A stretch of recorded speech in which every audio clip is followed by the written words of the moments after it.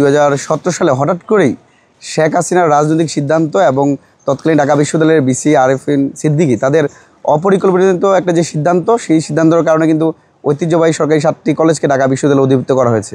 আপনি অধিভুক্ত হওয়ার পরের দিন থেকে দেখবেন যে আমাদের রেজাল্ট 3 মাসের মধ্যে দিতে হবে, আমাদের শিক্ষক নিয়োগ দিতে হবে, ক্লাস নিতে হবে, এগুলো বলতে আমাদের গত 3 বছর চলে গেছে। শিক্ষকদের শিক্ষার্থীদের যে স্বাভাবিক দাবি, স্বাভাবিক চাওয়া বা স্বাভাবিক অধিকার, সেই অধিকার কিন্তু আমাদের খর্বিত হয়েছে, যার ফলশ্রুতিতে পরবর্তীতে আমরা ঢাকা বিশ্ববিদ্যালয় থেকে অধিভুক্ত বাতিল হয়েছে। যেমন আমরা যেটা বলেছি, অধিভুক্ত যেমন একটা শেখ হাসিনার উচ্চ মাত্রার রাজনৈতিক সিদ্ধান্ত ছিল, একইভাবে হঠাৎ করেই ঢাকার ঐতিহ্যবাহী সরকারি 7টি কলেজকে আবার একটি বিশ্ববিদ্যালয়ে রূপান্তরিত করা, সেটাও যেন একটা আবেগের বশীভূত একটা সিদ্ধান্ত নয়। আমি মনে করি, দেখুন বর্তমানে 24-25 সেশন চলছে, সেখানে ঢাকা কেন্দ্রীয় বিশ্ববিদ্যালয় অধ্যাদেশ নাই, তারপরেও সেখানে ভর্তি নিয়োগ করা হলো। এই ভর্তিকৃত শিক্ষার্থীরা গত 6 মাস যাবত পরীক্ষা দিতে পারছে না, ক্লাসে যেতে পারছে না, আবার একটা সেশন জট।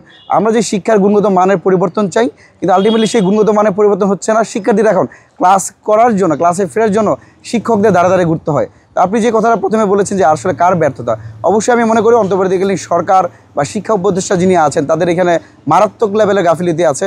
আমরা দেখতে পেয়েছি গতকালকে ঐতিহ্যবাহী সরকারি 7টি কলেজের শিক্ষার্থীরা ঢাকা কেন্দ্রীয় বিশ্ববিদ্যালয় অধ্যাদেশ জারির জন্য শিক্ষা ভবনে সকাল থেকে রাত, এই কনকনে শীতের সময় তারা রাতে ছিল এখানে, এখনও তারা আন্দোলন করছে, আমি শুনতে পেয়েছি।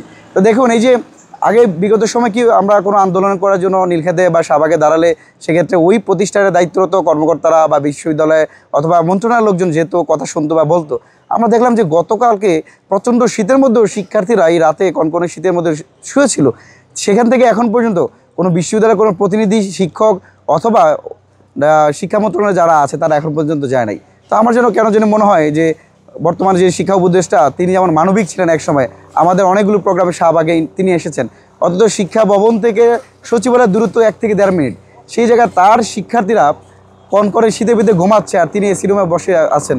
এটা একটা তামাশামূলক একটা আচরণ। রাষ্ট্রের এই তামাশামূলক আচরণের কারণে কিন্তু শিক্ষার্থীরা আজকে রাস্তা ব্লকেট করছে। এই রাস্তা ব্লকেট করার মাধ্যমে জনগণের সাথে শিক্ষার্থীর দূরত্ব তৈরি হচ্ছে। আমি মনে করি পরিকল্পিতভাবেই জনগণ যেন শিক্ষার্থীদের বিরুদ্ধে যায়, রাষ্ট্র সেটা চায়। আমরা অন্তর্বর্তীকালীন সরকারের প্রতি আহ্বান জানাবো, আজকেই যেন শিক্ষা মন্ত্রণালয়ের প্রতিনিধিরা শিক্ষার্থীদের সাথে কথা বলে একটা আলাপ আলোচনার ভিত্তিতে দ্রুত সময়ের মধ্যেই অধ্যাদেশ জারি করতে হবে।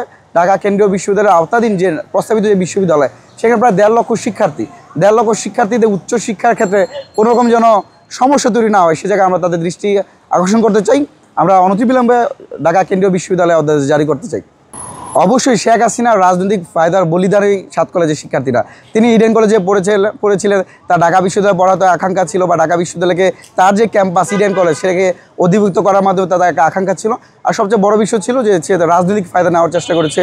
বিশেষ করে এখানে কোনো প্ল্যানিংই ছিল না, যেখানে একটা শিক্ষার্থী ভর্তি হওয়ার পর 1 বছর 2 বছর, মানে একটা সেশনে 1 বছরের জায়গায় 1.5 বছর 2 বছর চলে যাচ্ছে। আমি পরীক্ষা দিচ্ছি, 3 মাসের মধ্যে রেজাল্ট আসছে না, 9 মাসের মধ্যে আসছে না, প্রায় 1 বছর লেগে যাচ্ছে। আমি মনে করি 7 কলেজের শিক্ষার্থীদের শেখ হাসিনার রাজনৈতিক উচ্চ আকাঙ্ক্ষার কারণে তারা বলি হয়েছে।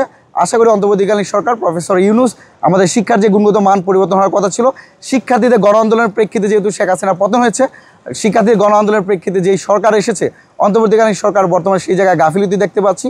আমরা মনে করি অনতিবিলম্বে শিক্ষার্থীদের চাওয়া অনুযায়ী বর্তমান সময়ের প্রাসঙ্গিক ঢাকা কেন্দ্রীয় বিশ্ববিদ্যালয়ের অধ্যাদেশ জারি করার মাধ্যমে শিক্ষার্থীদেরকে ক্লাসরুমে ফিরে যাওয়ার পরিবেশ তৈরি করে দিবে। প্রথমে দেখুন, আমি ঢাকা কলেজকে যদি উল্লেখ করে বলতে চাই, ঢাকা কলেজ হচ্ছে 1841 সালে প্রতিষ্ঠিত উপমহাদেশের অন্যতম প্রাচীন আধুনিক শিক্ষা প্রতিষ্ঠান। ঢাকা কলেজকে পুরো বাংলাদেশের মানুষ, বিশেষ করে ইন্টারমিডিয়েট শিক্ষার্থীদের এক্সেলেন্সির কারণে বেশি করে চিনে। আজকে যারা ঢাকা বিশ্ববিদ্যালয় বা বইয়ের থেকে শুরু করে প্রত্যেকটা বিশ্ববিদ্যালয়ের গুরুত্বপূর্ণ জায়গাতে ঢাকা কলেজের শিক্ষার্থী রয়েছে।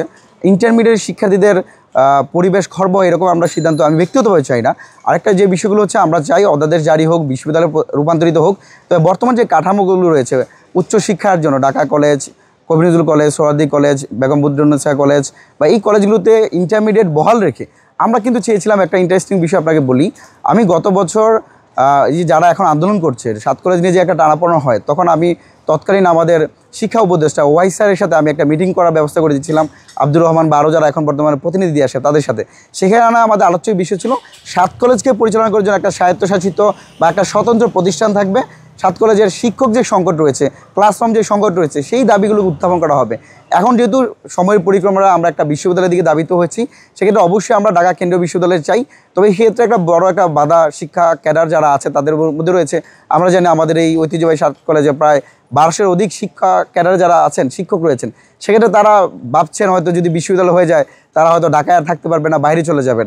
এটাকে অবশ্যই পরিবর্তন করা উচিত। একটা শিক্ষক প্রায় 20 বছর ধরে ঢাকা কলেজ বা তিতুমির কলেজ যদি পড়ে থাকে, যারা প্রান্তিক পর্যায়ে একটা উপজেলা পর্যায়ে বা জেলা পর্যায়ে যে সকল শিক্ষক রয়েছে তাদের সেই সুযোগটা পাচ্ছে না। সেক্ষেত্রে একটা বৈষম্য তৈরি হচ্ছে এবং বৈষম্যের ক্ষেত্রে একটা সিন্ডিকেটের মাধ্যমে বৈষম্য তৈরি হচ্ছে।